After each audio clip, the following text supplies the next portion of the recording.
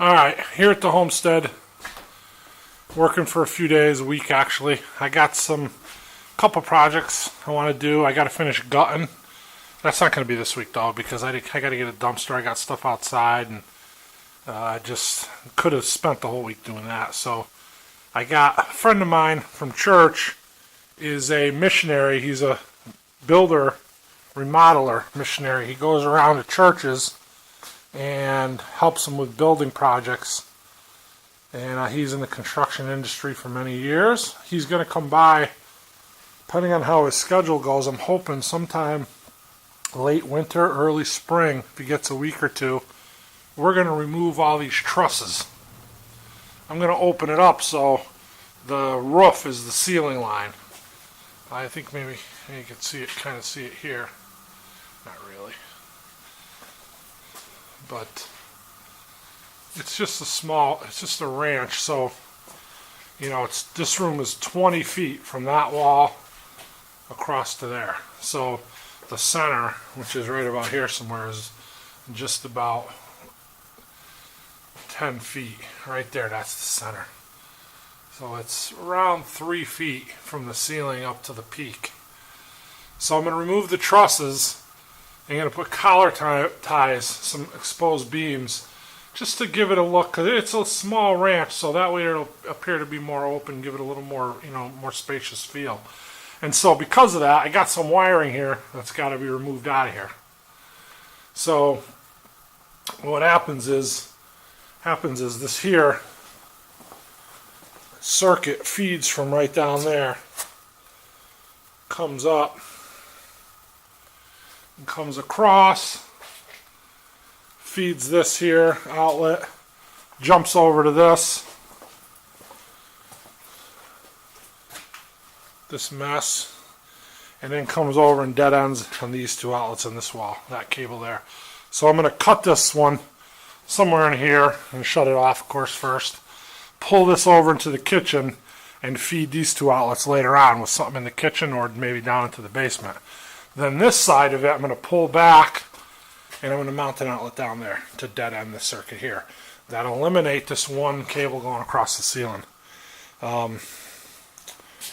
These here, that goes to a three-way. I'm going to redo the lighting, so I'm going to leave this one for now because I want to throw a cheap fixture on here just to have some light because it's dark in here.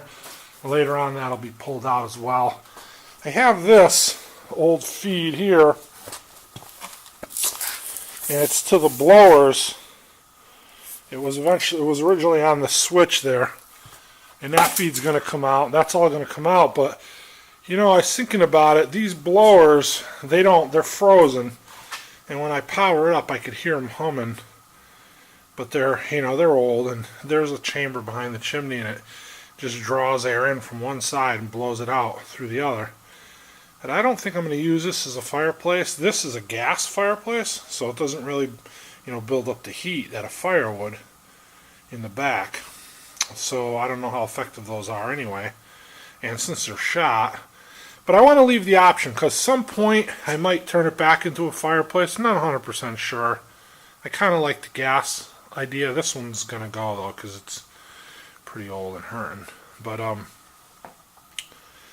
I think I'm going to do is put this back in a switch box, and just when I dead end this circuit over here, I'm going to feed that switch.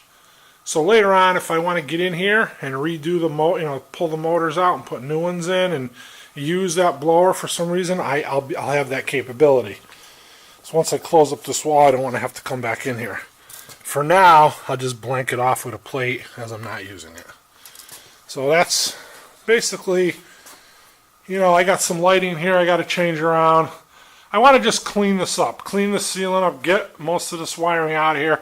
So when Ray comes, we want to remove these trusses and do whatever we got to do. I'm not 100% sure on what's involved. He's going to have to advise me on that. So I know it's going to involve removing the trusses and doing something with the joists. So I